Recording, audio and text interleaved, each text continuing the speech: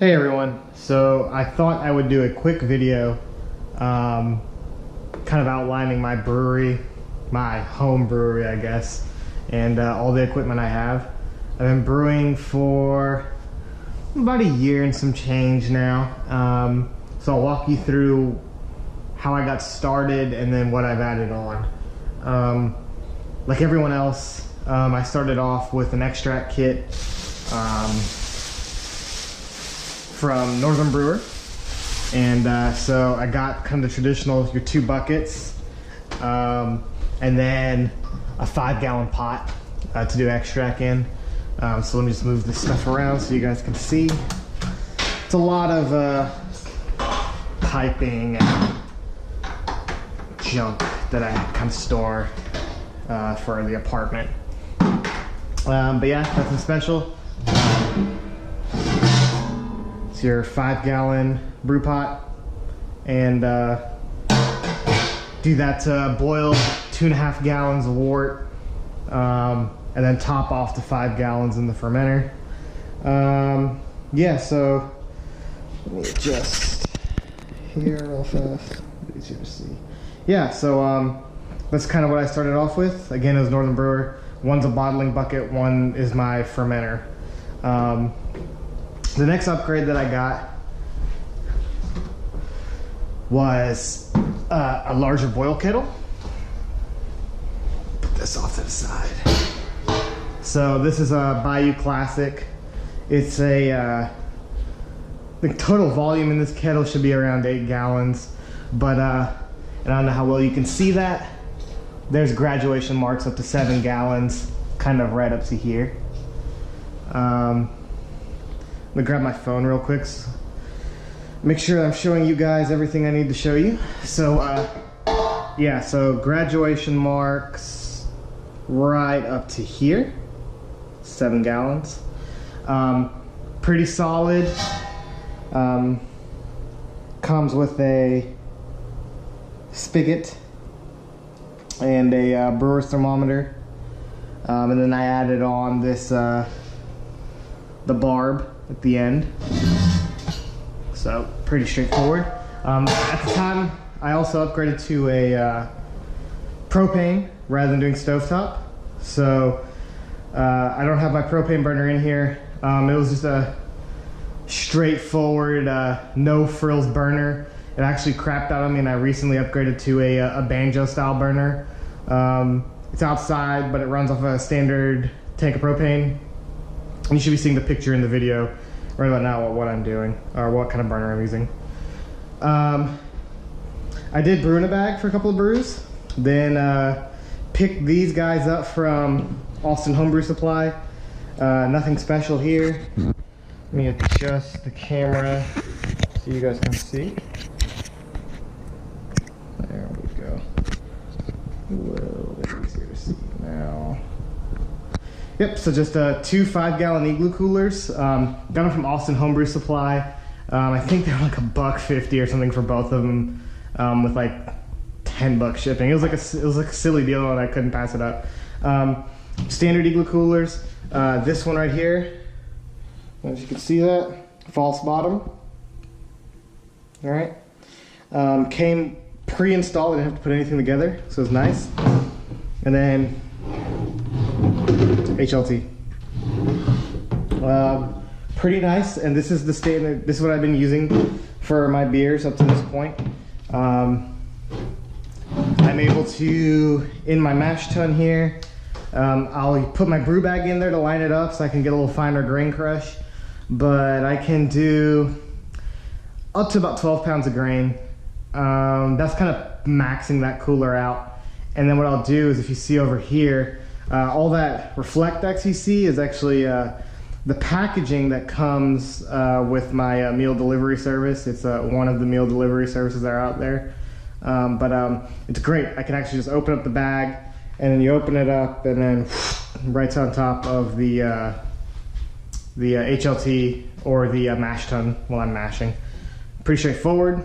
Let's move this stuff out of the way.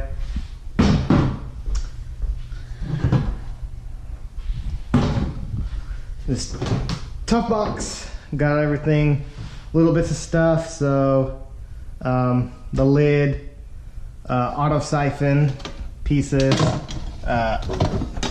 pure O2, because I oxygenate my wort.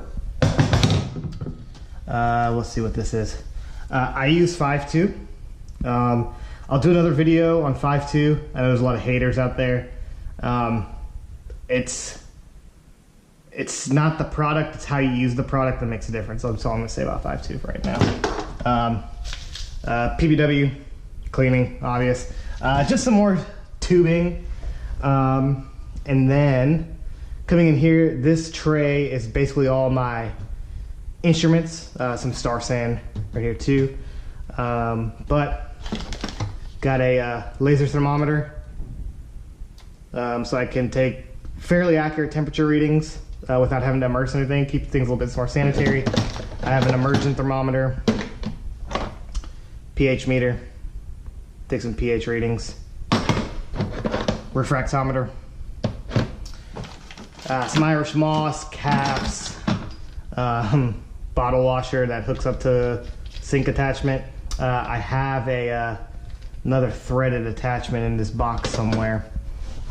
It's so this is a garden hose attachment right here, and then I have a step up that will actually let me hook it up to my kitchen sink. It's in here somewhere. It's probably actually attached to my wort chiller. I'll show you in a second. And yeah, so Teflon tape, O-rings, stuff like that. Nothing too special. Just kind of like where I keep my odds and ends. I do not keg. I bottle condition.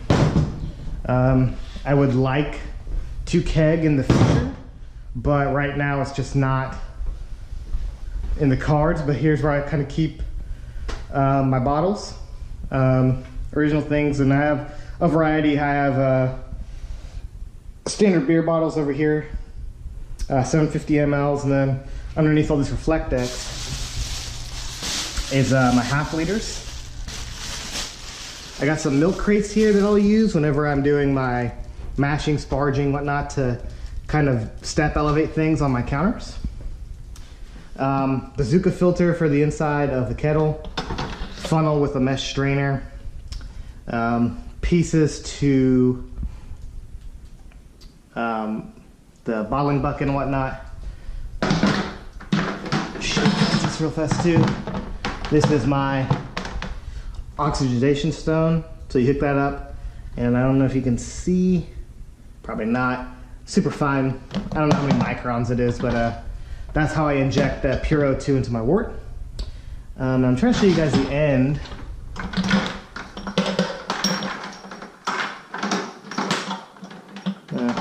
It's around here somewhere. I gotta find it. It's a step in basically to basically take my kitchen faucet and use it with my garden hose adapters. And I screwed all this up, sorry guys. I'm just gonna try to keep it neat as I go. That is one of the challenges of brewing in an apartment. Your space, real estate is always low, so you have to kind of maximize how you use it. Yeah, so the bottles right here, these bottles are the last of my Russian Imperial Stout. They've probably been sitting for 4 or 5 months now, so I've been kind of savoring those. And then all these are the lagers I brewed that have just been bottle conditioning, and I'll take one out every once in a while to let it sit in the fridge for a couple of weeks and, you know, enjoy. I'm gonna take you over here to, I ran out of storage space, but I don't know if you see up there, 2 PET plastic carboys. I used to use them before I got my new fermenter, and it's not like I won't ever use them again, it's just right now there's no need for it. And then right here is probably the most important upgrade, is my fermentation chamber. So I picked up this mini fridge, I think at Best Buy. Again, it was like a stupid sale. It's in Insignia. It was like not even $100. But what I did is I took the door off. So that here so you can see it. So I took the door off, all right? It's held on with some Phillips head screws on the back, some hinges. And then I got this hard foam insulation, and you can tell it's not a really good job. Again, living in an apartment, I don't have tools and everything, and I literally used the flip knife and just kind of cut these in and use some duct sealing tape all the way around to increase the depth, or yeah, to basically increase the depth of this. And it's insulated. I used some foam insulation, sprayed it on there, blah, blah, blah. The reason I did that is, let's take a look inside. That hump was not, you know, I can't get a carboy into that far bottom. I was not about to cut into all this because I'm pretty sure that's where the compressor and everything lives. And this was actually an easier solution for me to just increase the height of the fermentation chamber. And I use this Reflectex and everything to sit on. This is a temperature probe that's coming up, and I'll take you around the back here. Show you. So it's connected to my Inkbird temperature control unit. So I have 2 plugs, one for cooling, one for heating. Heating I'm not using right now, but I can. And then that goes to the wall. And then that plug right there is, I used to have a beer bug, or a brew bug. And before it kind of got janky on me, I used to use that so I can run the power cables up and into the unit. And then I also did the Kickstarter for the Play-Doh IO because I'm a super nerd, and if I can automate something or check metrics, it's really interesting to me. But yeah, so that's my fermentation chamber. It holds temperature really well. Show you guys down here on my dial.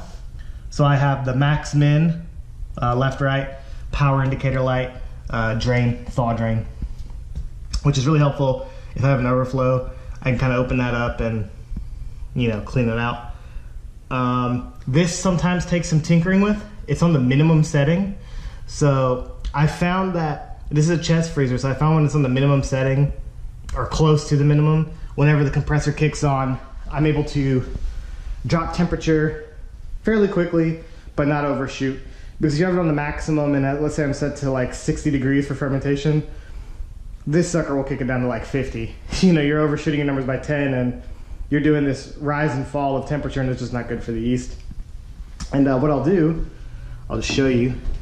I'll take the Reflectex from one of those meal deliveries, cut it open. So when there's actual beer in here, just kind of, and I'll tape the probe to the side of the fermenter. Set this over on top. And that's all she wrote. That's how it'll look when I got beer in it. And that actually does a great job. I don't really change the temperature of my apartment. It's kind of in the 70s all the time, winter or summer. But this is able to keep me, I was able to lager very effectively without seeing like a drastic change in my electricity bill, which is kind of nice, you know. But yeah, that's that. Push this trash can to the side and we'll show you the final stuff. So, hydrometer, of course. The little, I even forget what you call this thing. It's not a volumetric flask, but where I put my samples. I have a thief too, somewhere in that box, and show you guys. This is my Speedle fermenter, 20 liters. I upgraded to this from my PETs, and I think this is probably the nicest solution I have so far. I just got this little fermenter thermometer strip on here, works well. But I like this, it's heavy duty. It's rated to like, I think 120 or 130 degree liquid. So again, in my scenario, you know, I'm not able to cool as effectively, but it's okay. I can put fairly hot wort in here and then put it in my fermentation chamber to let it chill out. And I actually got a black IPA in here right now, and I don't know if you can see, that's the yeast that settled down. Got a spigot on it, of course. This is the airlock that comes with it, so let me see if I can put it together. It's a fairly robust airlock. But there you go. So this is the way it looks. It's very, very thick, very heavy. Don't need to put a lot of solution in here, but I like it. That heavy duty nature of it keeps it nice and it's easy to clean. And then it can fit up here in the top.